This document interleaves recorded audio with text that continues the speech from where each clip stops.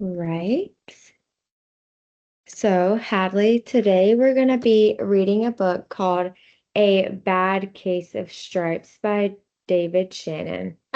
I heard this book before. You have? I Okay, so we're going to read it together. So, what we're going to do is we're going to listen while I'm reading, and then after we are going to do an activity together, okay? okay.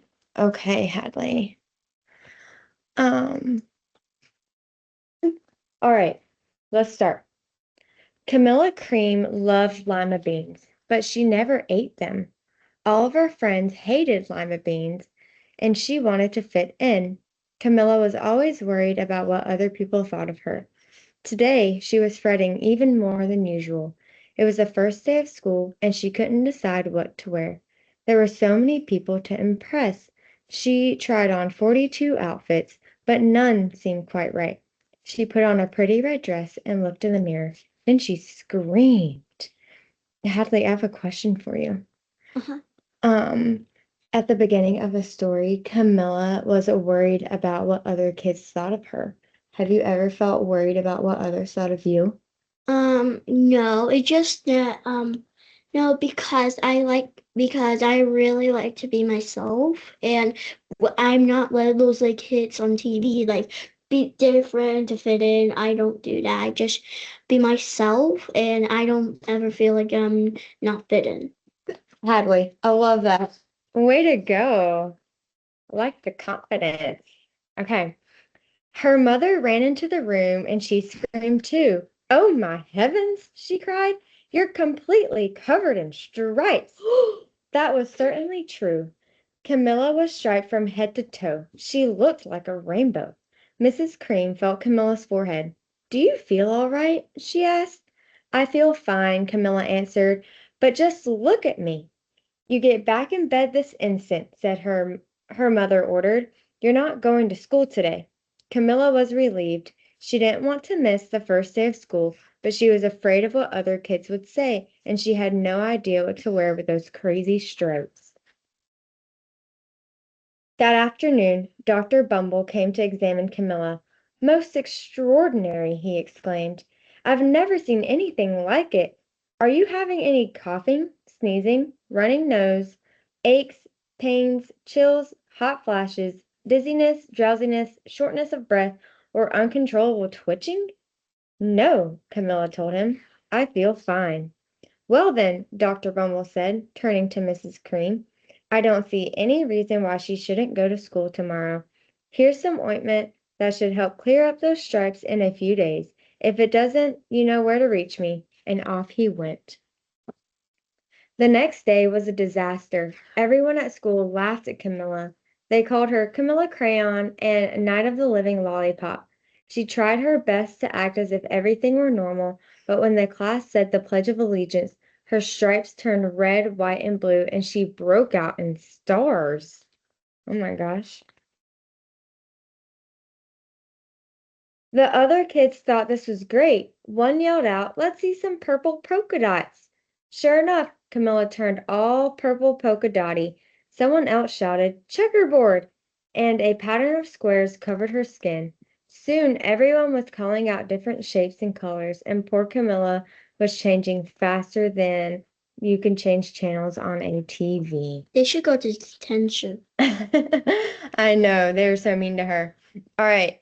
Hadley, Camilla keeps changing into whatever people say are saying about her. Why do you think she keeps changing, and what do you think she's feeling? I feel like because probably it's kind of like say let's say like a chameleon. I think they're Mm, blending in what's around the environment. So I guess her body and she can't control that, and so her I guess her body's like blending into the environment. Like if it's United States Day, you'll blend and say like mm-hmm. if you're getting a pet, you can get a different kind of animal and she feels upset because people keeps telling her what to do and saying turn to this, turn to that, even though it's super unfair and she feels like she's getting bullied. Hadley, I like that you compared it to a chameleon. That was so smart because chameleons do change based off of their environment, and that's exactly what Camilla is doing. I love that. All right, let's continue. It says, that night, Mr. Harms, the school principal, called. I'm sorry, Mrs. Cream, he said. I'm going to have to ask you to keep Camilla home from school. She's just too much of a distraction, and I've been getting calls from other parents. They're afraid those stripes may be contagious. Camilla was so embarrassed. She couldn't believe that 2 days ago everyone liked her. Now nobody wanted to be in the same room with her. Her father tried to make her feel better. Is there anything I could get you, sweetheart? He asked. No, thank you, sighed Camilla. What she really wanted was a nice plate of lima beans, but she had been laughed at enough for one day. Yes, I see, Dr. Bumble mumbled when Mrs. Cream phoned the next day. I think I'd better bring in the specialist. We'll be right over. About an hour later, Dr. Bumble arrived with 4 people in long white coats. He introduced them to the Creams. This is Dr. Grop, Dr. Sponge, Dr. Cricket, and Dr. Young. Then the specialist went to work on Camilla. They squeezed and jabbed, tapped and tested. It was very uncomfortable. Well, it's not the mumps, concluded Dr. Grop. Or the measles, said Dr. Sponge. Definitely not chickenpox, put in Dr. Cricket. Or sunburn, said Dr. Young. Try these, said the specialist. They handed her a bottle filled with different colored pills. Take one of each before bed, said Dr. Grop. Then they filed out the front door, followed by Dr. Bumble. Some of these doctors are not even doing doctor stuff. That night, Camilla took her medicine. It was awful. When she woke up the next morning, she did feel different, but when she got dressed, her clothes didn't fit right. She looked in the mirror, and staring back at her was a giant multicolored pill with her face on it. That's kind of scary to wake up and you just look like a pill. Yeah. I know, it's kind of weird. Dr. Bumble rushed over as soon as Mrs. Cream called, but this time, instead of specialists, he brought the experts. Dr. Gord and Mr. Mellon were the finest scientist minds in the land. Once again, Camilla was poked and prodded, looked at and listened to. The experts wrote down lots of numbers. Then they huddled together and whispered. Dr. Gord finally spoke. It might be a virus, he announced, with authority. Suddenly, fuzzy little virus balls appeared all over Camilla. Or possibly some form of bacteria, said Mr. Mellon. Out popped squiggly little bacteria tails. Or it could be a fungus, added Dr. Gord. Instantly, Camilla was covered with different colored fungus blotches. The experts looked at Camilla, then at each other. We need to go over the numbers again back at the lab, Dr. Gord explained. We'll call you when we know something, but the experts didn't have a clue, much less a cure. By now, the TV news had found out about Camilla. Reporters from every channel were outside her house, telling the story of the bizarre case of the incredible changing kid. Soon, a huge crowd was camped out the front lawn.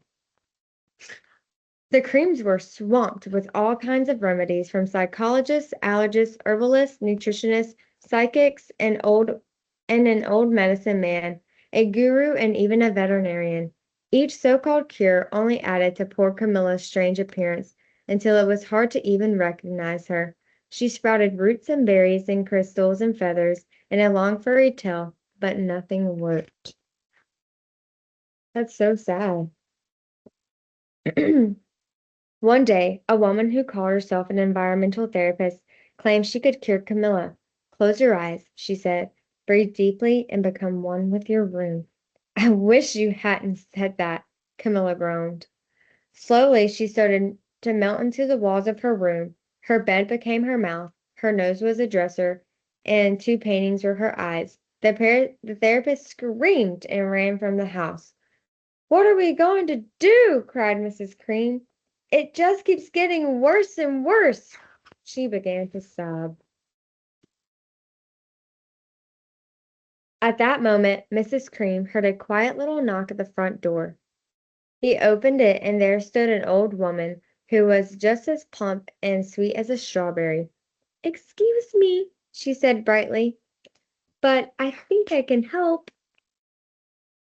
She went to Camilla's room and looked around.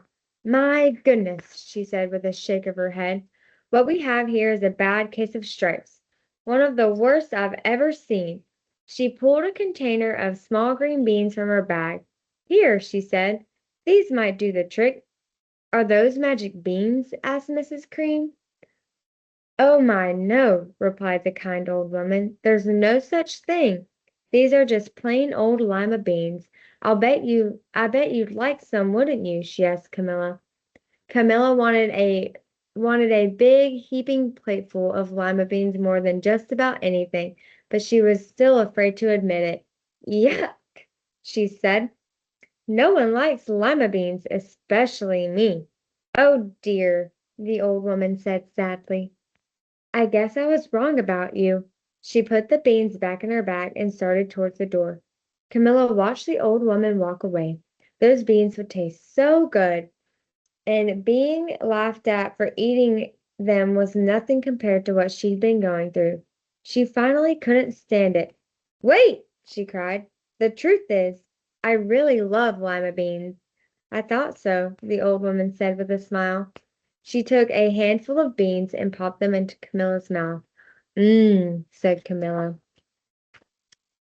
Suddenly, the branches, feathers, and swiggly tails began to disappear. Then the whole room swirled around. When it stopped, there stood Camilla, and everything was back to normal. I'm cured, she shouted. Yes, said the old woman. I knew the real you was in there somewhere. She patted Camilla on the head, then she went outside and vanished into the crowd. Afterward, Camilla wasn't quite the same. Some of the kids at school said she was weird, but she didn't care a bit. She ate all the lima beans she wanted, and she never had the touch of the stripes again. All right, Hadley, so none of the experts or the doctors could help Camilla. Who helped her at the end? The old lady. The old lady. And what did she give her? Lima beans. Lima beans. And how was that different from everything else the doctors prescribed? Well, so for the other doctors, they're just giving medicine, which I don't think helps the stripes at all. Mm-mm. And the experts just kept saying things to make it worse. But the old lady thought if she gave her lima beans that because she liked it and she told her after she got cured that she might see the real her, the main thing. So so I think the cure is to find get to the you real you. I love it, Hadley. That was such a great explanation. I love that you had different ideas of how, or I love that you were able to tell me everything that Kristen did. It was different. That would be really good. All right, so now we're going to go into some vocabulary that was in the book. So our first one, Hadley, is the word fretting. So fretting means when you feel worried or upset about something over and over. This could be a problem that keeps bothering you and you can't stop thinking about it. So in the story, it was on the first page. It says, today she was fretting even more than usual. It was the first day of school and she couldn't decide what to wear. So fretting just means she just was really worried and it was just kind of eating at her. Our next word is prodded. So in our story, it says, let's go to our page, prodded. It says, once again, Camilla was poked and prodded, looked at and listened to. The experts wrote down lots of numbers, then they huddled together and whispered. So prodded means to poke or push at something to check it out or get a reaction from it. So, for example, if you prodded an anthill with a stick, what would happen? They will fall over and probably you get a million bites. Yeah, a million ants come out. Also, Hadley, keep in mind that being prodded doesn't mean to poke something with an object. So if I had a stick and poked an anthill, that does mean prodded, but if I were to tell you over and over, Hadley, go do your homework, go do your homework, go do your homework, that's me prodding you. So there's two differences. Yeah, there are two differences. So like he says, say like my sister Maylee prodded Emily to go to bed. Mm-hmm. That's like saying to do something. But like the doctor prodded her with the doctor the scientist propped the tree. So like it's poking him, it's poking the tree. Yeah, like if you were to like they were doing to Camilla, they kept like poking her and seeing what happened to her. Like they were like they prodded. Like Yeah. that's what that means. Why were they poking her? They were just trying to get a reaction. They were trying to see what poking and prodding would do. So they were just trying to see what would happen. Our next word and our last word that we'll go over is the word bizarre. So from our story, it says, by now the TV news had found out about Camilla. Reporters from every channel were outside her house telling the story of the bizarre case of the incredible changing kid. I think I know what bizarre means. Oh, what do you think I think bizarre it means? Like unbelievable. Yeah, it means that it is so strange or so unusual that it's really hard to believe that it's actually happening. So you were spot on. That it is unbelievable. Good job for getting that. Okay, so now that we've kind of gone over our vocabulary, Hadley, I'm gonna ask you, can you think of something that you have been fretting about lately or that you have been fretting about before, and what did it feel like? Like 1 second. Give me a minute. Yeah, take your time to think. Well, like I'm been afraid about like so over there I got that book tiny backpack for my stuffies for for squishy. Hmm. But the other backpacks are in the storage room, and I don't know what to do with that one, and I really wish I had packed them, and it feels a little bit, and it feels like I should have go back in time and just did that. That is a good example. So you're worried that not all of your stuffies would fit in your book bag? No, it's like Or you're worried that you should have brought more backpacks? just where we could play like school. That is a good example. Is this something that is, did it go away, or is there something that is helping you through this?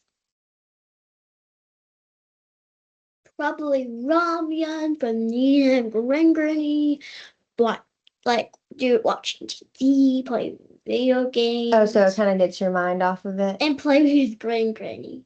I love it. Okay, Hadley.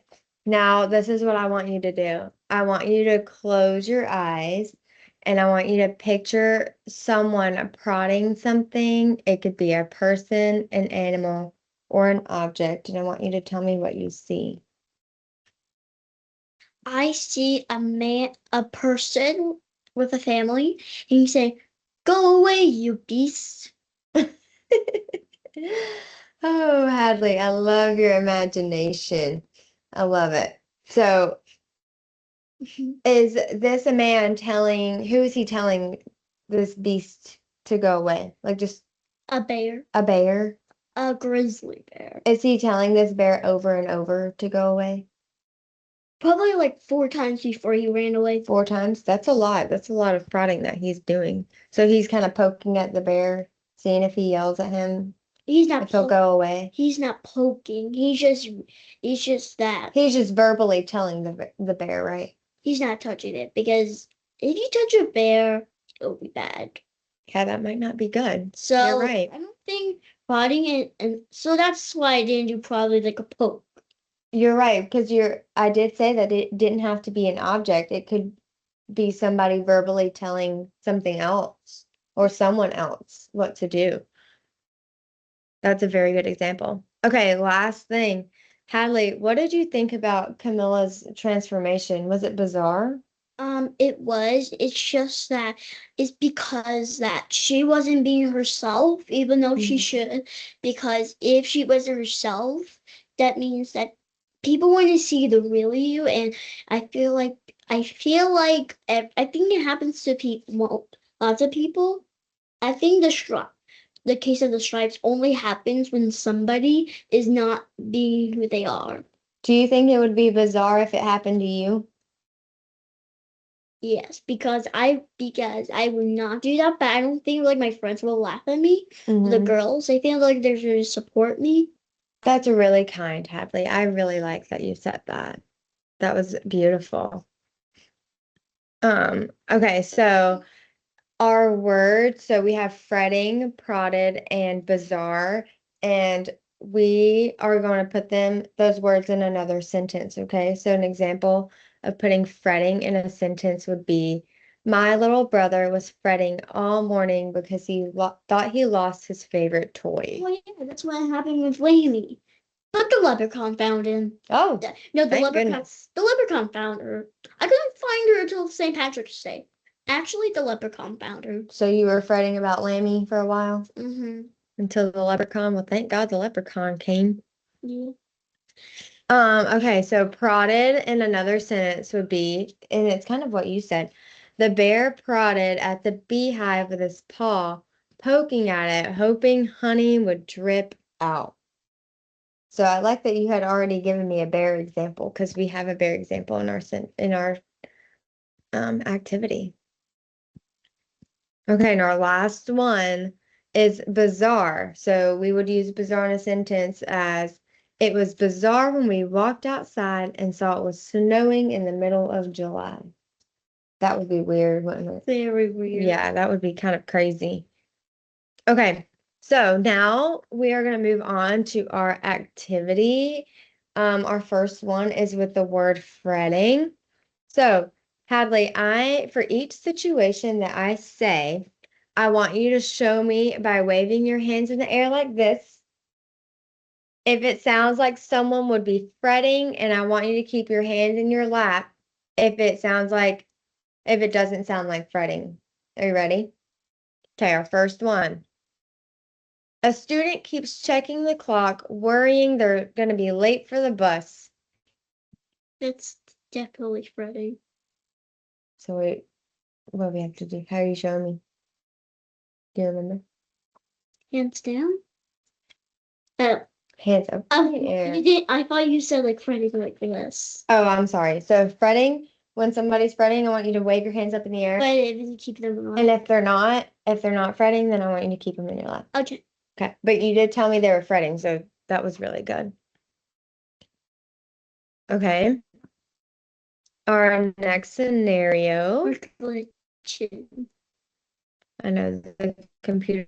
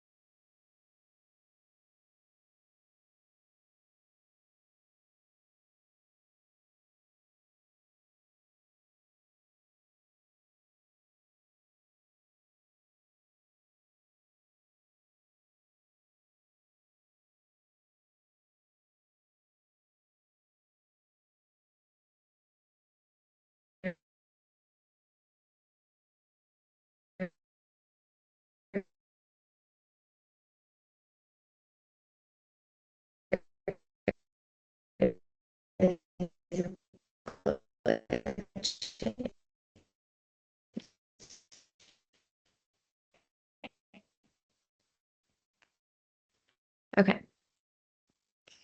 No.